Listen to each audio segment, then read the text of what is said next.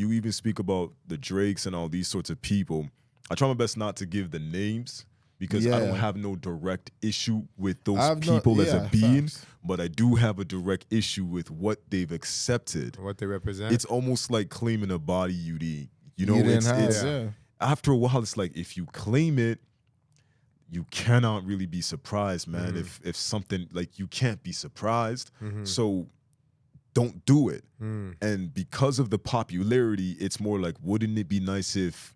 So that's when you're seeing these pop kind of behavior of let me do this just for the camera, do for the gram, do for the gram, do for the gram.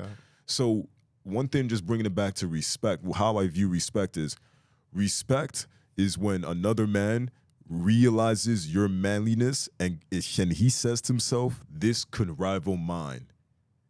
That's what respect is. He's choosing, respect is this person has masculinity and manliness enough for it to be a successful challenge, and I tip my hat.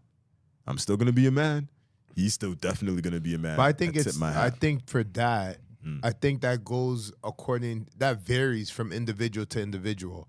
There's not one set principle that says this is what indicates that you're a man. But that's what I'm trying to do in these type of circumstances. I'm not trying to take on the challenge of I'll be the person to create the 10 commandments for masculinity. That's not what exactly I'm doing. In fact, I'm saying I've already been raised with those 10 commandments that existed before me, and I'm gonna I'm gonna try to keep it as alive as I can until the wheels fall off.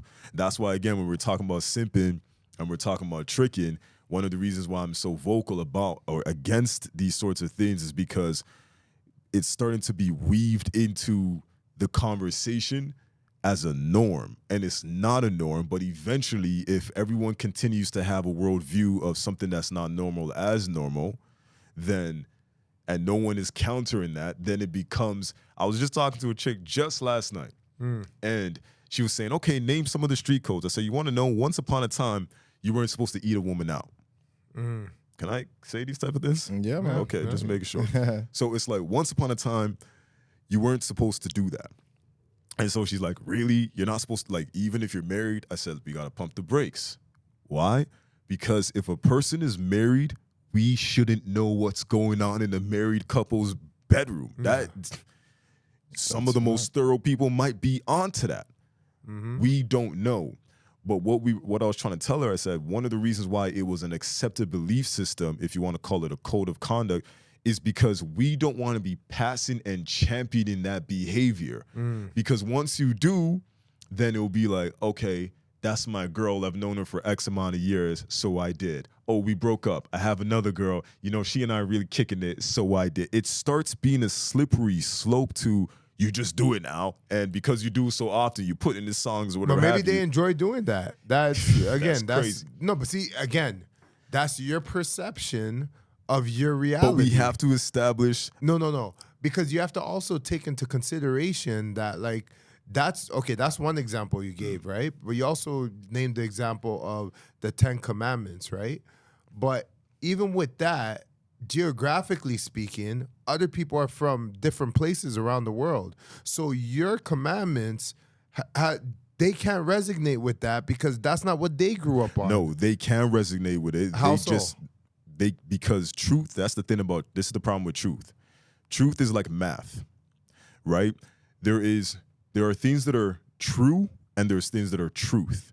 Truth doesn't move for nobody. True has to do with perspective with eyes. So something can be true today and might be malleable to change tomorrow, and that can be true.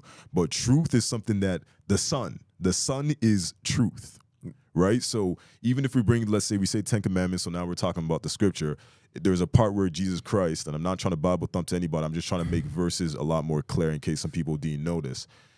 Jesus Christ, when he came, he was trying to emphasize, he says, I am the way, the truth, right? He's not trying to negotiate what he's about to do next with humanity. He's telling you, he literally says it, I'm the way, the truth, and the light. No one can come to the Father except by coming through me. Right there, the Jewish people said, that's crazy. He's a heretic. This is nonsense. Kill him. All sorts of things happen. I'm saying that to say that in the world we live in today, with the term is called relativism, people think, hey, what might be true for you may not be true for me. It's like when we talk about true, that might be the case. If I'm on the left lane, the vantage point you might have might be very different from what I'm at, right? Which lane I might be standing at. So you might have truth being administered to you in a way that my vantage point cannot refute. So I'm not just gonna say, oh, that's not true. But in the way that you were talking about it, and you were saying someone else's culture, you know, they may not understand your way of being. It's like, just because they don't understand it doesn't mean that there isn't such a thing called discovery and learning it to be like. You're right about that, but what you're saying is you're saying that the 10 Commandments, that's truth. So that means it's a fact. You're I comparing use the 10 Commandments as I wasn't really going into 10 Commandments. I used it as you know how it's written in stone. Okay, so I use it like a stone, like a pillar. Well, like, okay. Yeah. So, but we can go into that. No. But I'm just trying to say, like, in terms of it can't be compared to a mathematical equation where, for example, when you mentioned the sun, right? The sun is something that everyone worldwide can see, and they'll all label it the sun, right? Because that's something that has been a proven fact. Like, the sun is just there. Everywhere you look, the sun is in every part of the world. But the Bible or certain religions aren't in every part of the world. They're in certain areas of the world, yes. But then that's why there's different belief systems. Like, that's why there's the Dalai Lama. That's why there's for sure Judaism, there's Islam, even though they all have like things that coordinate with one another, there's also religions that don't coordinate with one another, especially in the East.